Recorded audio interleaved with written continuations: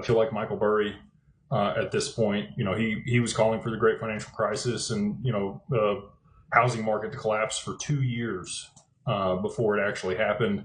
And he was way down. Like he had created options against the housing market that banks were willing to sell him because they were like, yeah, that's not going to collapse. Good luck, dude. And he ended up making billions of dollars for his investors while they hated him pretty much the whole time. They thought he was crazy. They thought that, he was going to lose all their money. They had lockup periods. They were trying to pull their money out because all they saw was the money going down. And that's how I think a lot of people feel right now in XRP. Like, you've bought into this, you understand the utility, how it's going to be used, all those things, but the price is down significantly from where it was.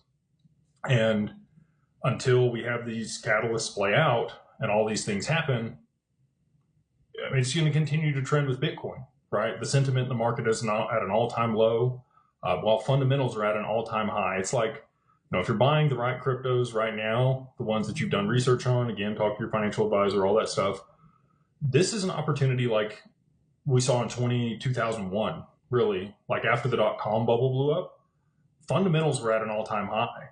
Amazon was trading at $4 to $6.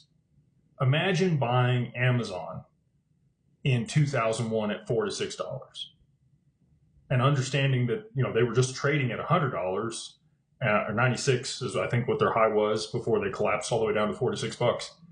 Bezos, if you listen to him talk about it, he was like, I'm seeing our share price collapse and fundamentals and the business is doing better than it's ever done. That's how I feel about crypto right now. Like, you have institutions leaning in, you have clarity right here on the precipice of being passed, you have real world applications about to go live in the very near future. I'm hopeful that we see something here Wednesday this week. We'll have permission dexes go live for the XRPL, and that will allow digital identity, credentials, permission domains, all of those, which is what the banks need to be able to operate in permissioned ecosystems, because you have to have certain credentials to be able to even see or participate in whatever capacity in these, on-chain environments.